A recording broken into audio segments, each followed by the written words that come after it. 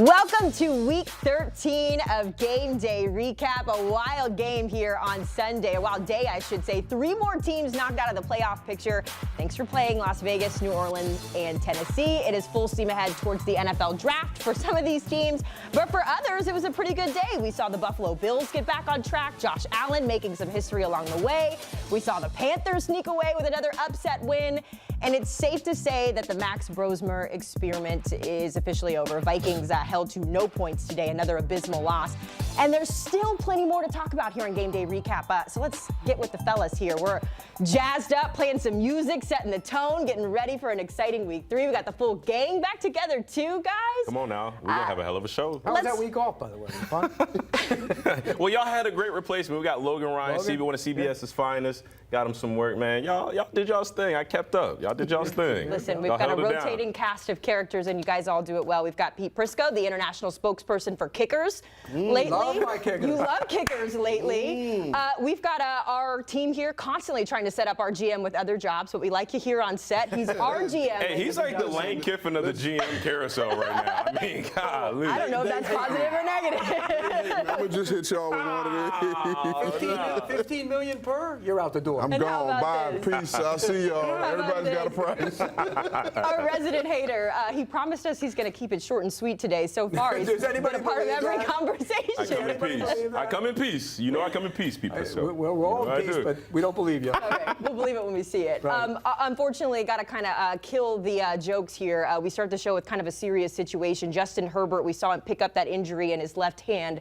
It turns out he's going to have to go through a procedure, according to some reporting. Jim Harbaugh saying that he's going to have surgery tomorrow.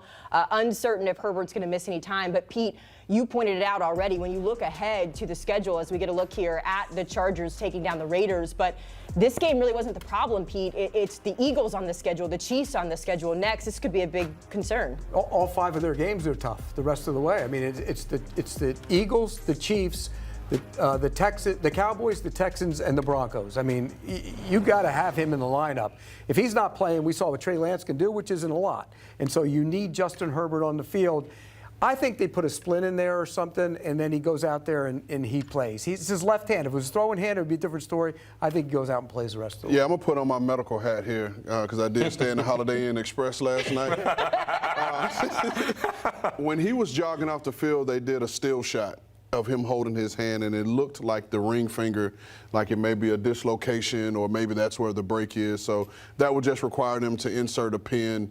I still expect him to play next week because it is his non-throwing hand. And we saw Aaron Rodgers play today with a splint on his non-throwing hand. So I expect him to be back. But like you said, those teams that they're about to play all get after the passer really well, and he's got to be able to protect that offhand. Well, he did come back today. I mean, he did come back and play. Yeah, but we saw him taking snaps. Yeah. Before he came out. It was almost like he was doing everything possible for that hand not to touch the ball during those moments. And really, this is your worst nightmare if you're the Chargers. I mean, you're already down your 2 best tackles, and with that, you're worried about protecting your quarterback, and then he goes down. So that's not a happy sight for anybody that's a Chargers fan. I'm with you guys. I expect him to play, but it's, when we look at these players and these injuries, it's all about how they respond. Throughout the week, we know he's going to have a procedure on Monday. How is he going to respond? The relationship that he has with the training staff, do they have a plan in place for him? Because, again, it's going to be a short turnaround, and they're going to need him to play because I know you listed their schedule. Any game would be tough for the Chargers without Justin Herbert. Now, the problem will be handing off. We saw that with Aaron Rodgers. I was just going to say, we saw it with Aaron Rodgers. You know you can't turn and hand that way. You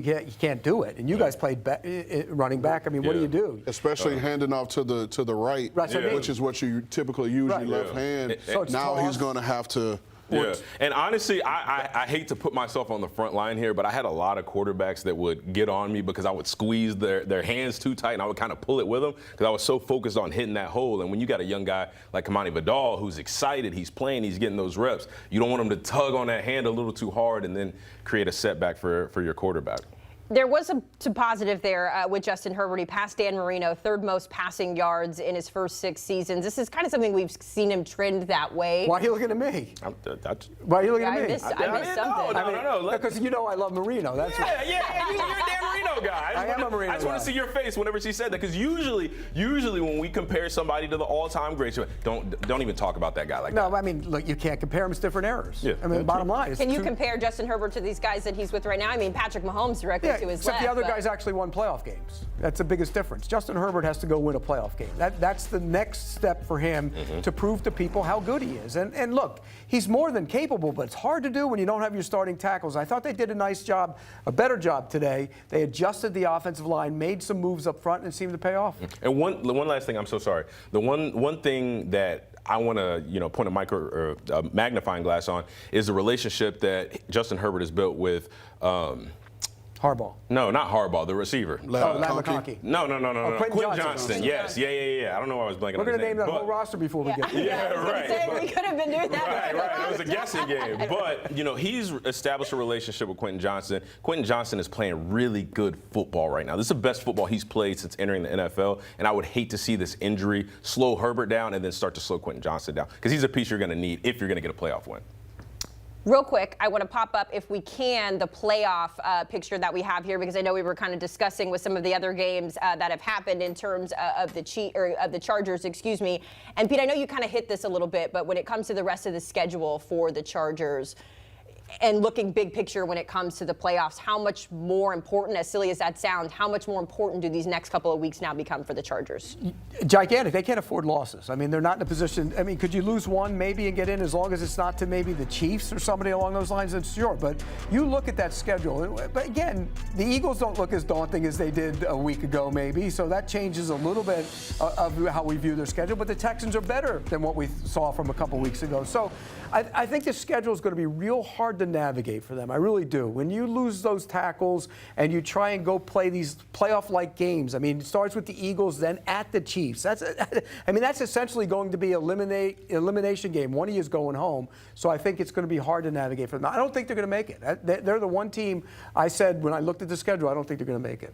Yeah, and we've been saying that a lot here on this show, is that was the one team that is going in the opposite direction as the Ravens, as the Chiefs, and as the Texans were starting to soar. We saw the Chargers as the one team sliding back. Real quick before we move on, because I know we got to hit a break here. On the other side of this one, the Raiders officially eliminated from playoff contention. No surprise really to anybody. But Damien, I'll give you last word here. When it comes to Pete Carroll and the hundreds of years I felt like he's been put on his life because of this season, what do you, I guess, anticipate from the Raiders and specifically Pete Carroll going forward? A change at quarterback. And that's what needs to happen. That's where this starts. Geno Smith, he has not been good all season long, whether it's the turnovers, not seeing the field properly.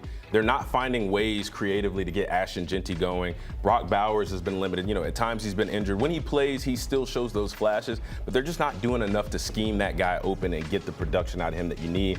You get rid of one of your top receivers in Jacoby Myers, and that leaves you depleted at the pass catcher position. So in totality, this team needs to get better in a lot of areas, but the biggest place that I'm circling with a red marker is quarterback. Geno Smith has not been great. You have anything you want to say? Well, look, they might fire Pete Carroll. They really might. I mean, it's a bad look right now. It's just the whole team is going in the wrong direction. The whole Chip Kelly thing was a disaster, and I think he's ultimately responsible for it. It's going to be interesting to see what changes they make. But to your point, Damien, it's very clear there needs to be some changes in Vegas. Good news, they got plenty of time to figure it out. They are out of the playoff conversation. When we come back, don't look now, but the Texans are soaring. Can they catch the top of the division?